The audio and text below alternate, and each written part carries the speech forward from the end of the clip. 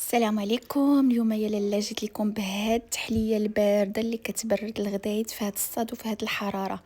ما عليكم غير تبقاو معنا الفيديو حتى الاخر وتشوفوا طريقه التحضير، راه سهله وبسيطه والمقادير ديالهم متوفرين في كل بيت. بقاو معايا حتى الاخر الفيديو نمروا لطريقه التحضير. دوك هنايا البنات غادي نعمل لتر ونص ديال الحليب، فوالا. وهنايا ايضا غادي نضيف كاس مملوء ديال الكريمه السائله،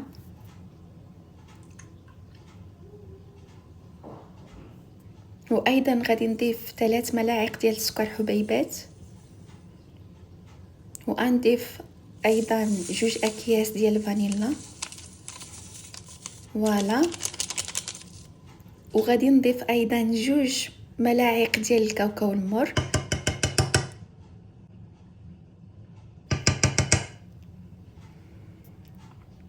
فوالا. غادي نضيف ايضا 2 ملاعق مملوء جيدا ديال النشا الذره، فوالا. غادي نخلط هاد النواشف، غادي نحاول ما امكن ندخلهم في داك الحليب كامل.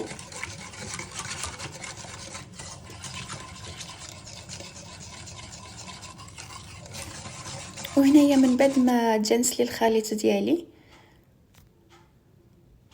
غادي نخلط مزيان. هنايا غادي نضيف 2 دانون ديال الفلون، كيعطي واحد اللوك مزيان في هاد التحليه. وغادي نخلط مزيان،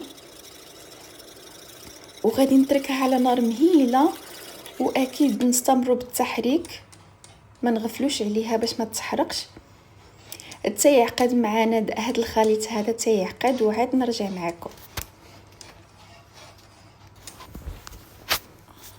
وبالنسبه لهنا كان بدات كطلع فيه الغليه، وضفت ليها اي شوكولا متوفره عندكم، ضفت ليها شويه شوكولا.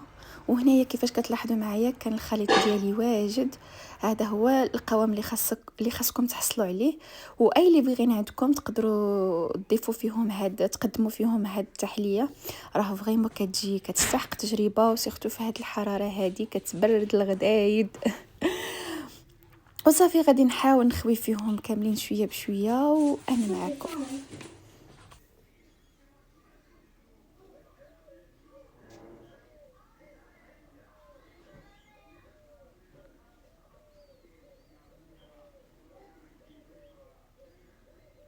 وصافي هنايا من بعد ما ساليت غادي نصبر عليهم شويه، نعملهم في الثلاجه حتى يبردوا ليا مزيان.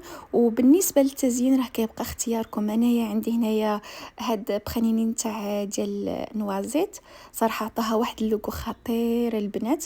نتوما تقدروا تضيفوا شوكولا، تقدروا تضيفوا اي حاجه عندكم متوفر، التزيين كيبقى على حسب اختيار. وصافي زينتها بهاد نوازيت، وفريمون البنات كتجي مزيونه عندها واحد اللوغو خطير، سيرتو ملي كتبرد. كنتمنى يا ربي تجربوها وتردوا عليا في التعاليق، وما تنساوش تشيريو الفيديو مع الاهل والاصحاب باش يعمل الفائده.